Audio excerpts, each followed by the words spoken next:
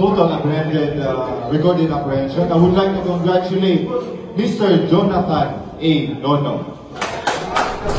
Upat ka mga top deputized law enforcement officers ang giila sa Land Transportation Office Panabo District Office sa pagpanguna ni Supervising Transportation Regulation Office District Head LTO Panabo District Office Elisha A. Cabonillas atol sa gipahigayong retooling seminar on traffic law enforcement. Ang upat ka mga top deputized nga nahatagan og Certificate of Recognition o token isip mga top performing deputized agents mao sila Jonathan A. Nono ang top 1 nga nakakuha og total apprehensions nga 863 o ang proseso sa pag-ila og pagsilot sa mga driver nga nakalapas sa balaod trapiko. 463 usab ang sa top 2 nga si Marvin Ranes, 431 ang sa top 3 nga si Marlon Cepada og sa top 4 nga si Cirilo Balangki nga nakakuha og total apprehensions nga 403. For 2025 ug sa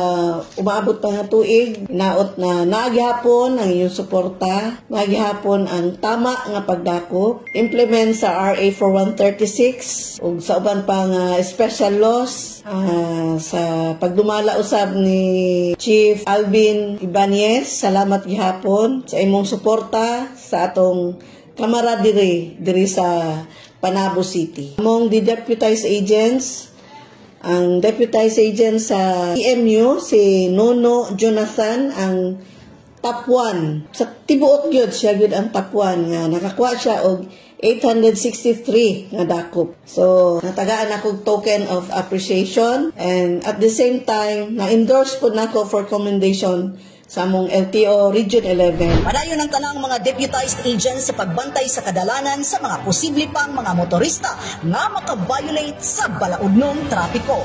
Nahatagan usab og plaque of recognition si Traffic Management and Development Section Officer in Charge Alvin Ibanez, isip Commanding-in-Chief sa mga TMDS deputized agents. Nakita yung mga dagang violations, no, pero common violations lang ang uniforms nga ito ang makumitin na mga running violations. Una diya ang helmet. Ang helmet dan no, nagalayon diya ang Republic Act 100054, anak of 1999, no, nga palapasan niya na medyo 1,500 na penalty from the LTO, pero diri sa tong local is 500 ang fines ana niya. Kanang helmet, standard protective gear or helmet, usa na sa kaaspeto nga butang nga makatabang sa todo sa kadalanan nga diin nga makahatag o kanang giya or kanang safety na di ta madisgrace sa mandiha or makatabang kung na may mga dakop nga dili ta ma-plug down sa itong mga operatiba. Dili sa operatiba sa Traffic Management and Development Section, mga running violation lang ato ang ginalantaw, no? Pero pag PNP gani ang operations, that operatives is kanang mag-checkpoints gina sila. Tanang aspeto nga makita nila nga negative, so ilahagi ng pagtagaan o pagtagad. Masettle, sama na hangay ng mahatag na itong sanctions kung naaman dito sa mga driver. Pahimangno sa Land Transportation Office sa tanang motorista nga musubay sa balaod trapiko alang sa seguridad sa tanang biyahero. Kauban sa kamera si Richard Ligtas, kini si Dali Amag gagikan sa City Information Office Broadcast Services alang sa Frontline News Panabo.